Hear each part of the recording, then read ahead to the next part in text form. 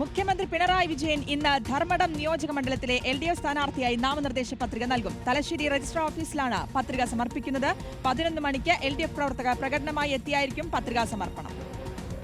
പത്രികാ സമർപ്പണത്തിന് ശേഷം പിണറായി വിജയൻ ധർമ്മടം നിയോജക മണ്ഡലത്തിലെ ലോക്കൽ കൺവെൻഷൻ വേദികളിൽ എത്തും. അർജുൻ കല്യാട് കണ്ണൂരിൽ നിന്ന് വിവരങ്ങളുമായി ചേരുകയാണ്.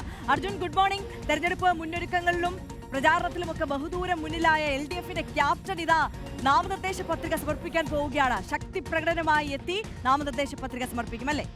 തീർച്ചയായിട്ടും സംസ്ഥാനത്ത് എല്ലായിടത്തും സ്ഥാനാർത്ഥി നിർണയത്തിലും സ്ഥാനാർത്ഥി പ്രഖ്യാപനത്തിലുമൊക്കെ ബഹുദൂരം മുന്നിലേക്ക് എത്തിയ LDF പ്രവർത്തകർക്ക് ആവേശമായി തന്നെയാണ് മുഖ്യമന്ത്രി പിണറായി വിജയൻ ഇന്ന് നാമനിർദ്ദേശ പത്രിക നൽകുന്നത്. തലശ്ശേരി രജിസ്ട്രാർ ഓഫീസിലാണ് മുഖ്യമന്ത്രി നാമനിർദ്ദേശ പത്രിക സമർപ്പിക്കുക. രാവിലെ 11 മണിയോടുകൂടിയായിരിക്കും അദ്ദേഹം തലശ്ശേരിയിലേക്ക് എത്തുകയും നാമനിർദ്ദേശ പത്രിക നൽകുകയും ചെയ്യുക എന്നുള്ളതാണ് അറിയിച്ചിരിക്കുന്നത്.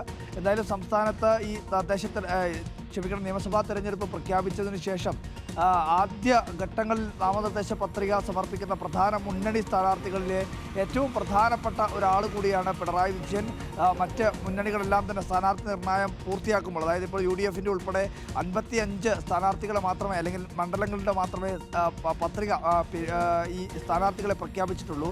ഇപ്പോഴും സ്ഥാനാർത്ഥി നിർണയവുമായി ബന്ധപ്പെട്ടുള്ള ചർച്ചകൾ പുരോഗമിക്കുന്ന ഘട്ടത്തിൽ ഇടതുപക്ഷത്തെ സംബന്ധിച്ച് വലിയ ആത്മവിശ്വാസമാണ്. കാരണം മുഖ്യമന്ത്രി, അവരുടെ ക്യാപ്റ്റൻ തന്നെ നാമനിർദ്ദേശ പത്രിക, അതായത് സ്ഥാനാർത്ഥി നിർണയത്തിലേക്കല്ല, ഒരു പടി കൂടി കടന്നുകൊണ്ട് നാമനിർദ്ദേശ പത്രിക സമർപ്പിക്കുന്ന നടപടികളിലേക്ക് തന്നെ കാര്യങ്ങൾ എത്തിയിരിക്കുന്നത് LDFനെ സംബന്ധിച്ച് വലിയ ആത്മവിശ്വാസം നൽകുന്നു.